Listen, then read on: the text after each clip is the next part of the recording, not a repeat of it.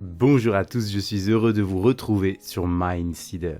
On est beaucoup à vouloir améliorer son quotidien, prendre de nouvelles résolutions, devenir quelqu'un de meilleur, voire de plus épanoui. Mais rien de tout cela ne peut être possible si on n'apprend pas à adopter de nouvelles habitudes. Et c'est ce que nous allons découvrir ensemble dans cette vidéo. Il est dit que notre qualité de vie dépend de nos habitudes. Si une personne a réussi sa vie, c'est qu'elle a mis en place des habitudes lui ayant permis de créer et de maintenir ce niveau de succès. Qu'elles soient bonnes ou mauvaises, la réalité c'est que nous sommes accros à nos habitudes. Que ce soit psychologique ou physique, une fois qu'une habitude est établie et qu'il y a une répétition constante, il va être difficile de la changer. Sauf si vous écoutez la suite de cette vidéo car je vais vous présenter une stratégie très efficace. Il y a énormément de scientifiques qui se sont intéressés à ce sujet et ils ont découvert qu'il faut compter une moyenne de 21 jours pour intégrer une nouvelle habitude ou se débarrasser d'une ancienne. Maxwell Maltz, un chirurgien américain, a constaté qu'il fallait une moyenne de 3 semaines à une personne amputée pour s'adapter à la perte de son membre. Plus précisément, il affirme qu'il faut 21 jours à une personne pour s'acclimater à un changement d'envergure dans sa vie.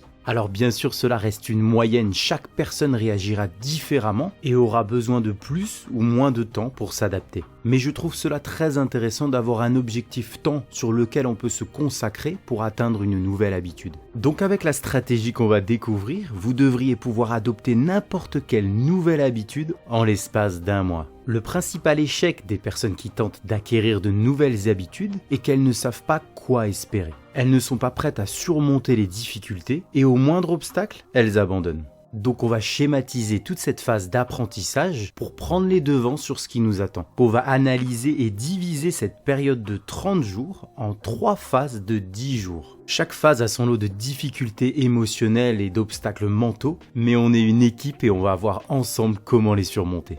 Phase 1, jour 1 à 10, ça sera insupportable. Alors au début, les 2-3 premiers jours, ils paraissent très faciles. Rappelez-vous les premières fois où vous êtes allé à la salle de sport. Ça paraît facile et passionnant parce que tout est beau, tout est nouveau. Toutes les habitudes commencent pareil. Quand on arrête de fumer, le premier jour, on est au taquet. Ça paraît tellement simple. Et dès que cet aspect disparaît, la réalité s'installe. Et c'est là que l'on découvre la puissance d'une habitude. On ne fait pas ce qu'on veut, on est dépendant d'elle. Au bout de 3-4 jours, ça devient douloureux et ce n'est plus du tout amusant. Chaque cellule de votre corps va vous donner l'impression qu'elle rejette cette nouvelle habitude. Votre corps, il vous dit « j'aime pas trop cette sensation » et puis votre tête, elle en rajoute une couche. Hop, on a prouvé ce qu'on avait à prouver, rappelle-moi pourquoi on a des idées pareilles. C'est comme ça que ça commence, quand on rechigne à aller à la salle de sport. À se dire qu'on est fatigué, qu'on sera plus en forme à y aller demain. Ça, c'est le début de la procrastination. Et c'est à ce moment-là qu'il faut être fort mentalement. Il faut comprendre que cette sensation en apparence insupportable n'est qu'éphémère. Vous savez que 95% des gens vont se dire « si cette habitude me saoule autant, je préfère abandonner, ça vaut pas le coup ».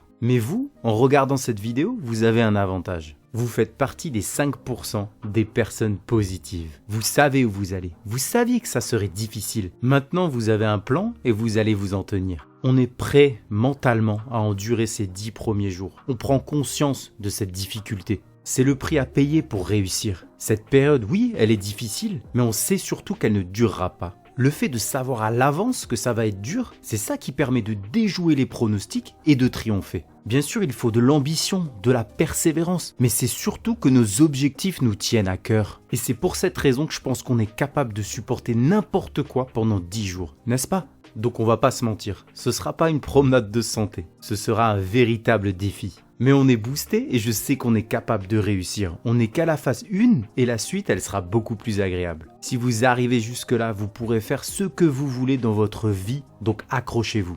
On passe à la phase 2, jours 10 à 20, c'est désagréable. Une fois les 10 premiers jours traversés, on entame la deuxième phase de 10 jours. Le côté positif, c'est que l'on commence à s'accoutumer de cette nouvelle habitude. La confiance s'installe petit à petit et les bienfaits commencent à apparaître. Si cette phase 2 peut paraître désagréable, au moins elle n'est pas insupportable. C'est un moment crucial, on a fait un beau parcours, mais il ne faut avoir aucun relâchement. Comme ils le disent à l'armée, il faut une discipline sincère. C'est une phase où il faut faire très attention, parce que la nouvelle habitude est là, mais elle n'est pas encore installée, et il y a l'ancienne qui la regarde de loin et qui est prête à reprendre sa place. Tout ça c'est encore un peu bancal, donc faut lui laisser encore un peu de temps, se concentrer un peu pour qu'elle ait vraiment de bonnes fondations. Allez, c'est pas le moment de flancher. On y est presque, le plus difficile est derrière nous. Et franchement, ce serait vraiment dommage de tout gâcher maintenant.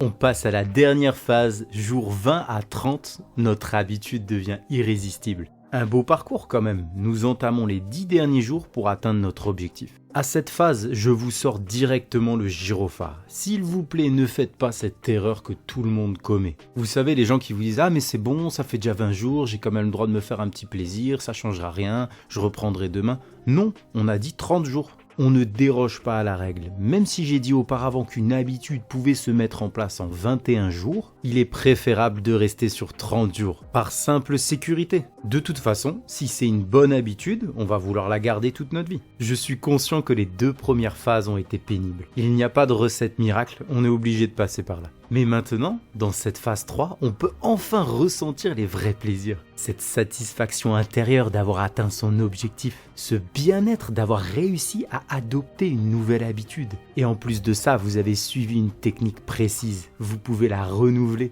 la partager avec vos proches pour les aider à avancer eux aussi. Dans tous les cas, à ce stade-là, on peut être fier de cette progression. On passe du j'essaie d'accomplir à je deviens. On transforme la théorie en pratique. Le c'est pas pour moi, on le laisse sur le banc de touche et on fait entrer sur le terrain le je suis fier de moi. Rappelez-vous de cet état émotionnel où vous avez réussi à changer votre façon de voir les choses. Maintenant, c'est vous le messager. Testez cette méthode, laissez-moi un commentaire et abonnez-vous à la chaîne pour améliorer votre quotidien. Ciao ciao.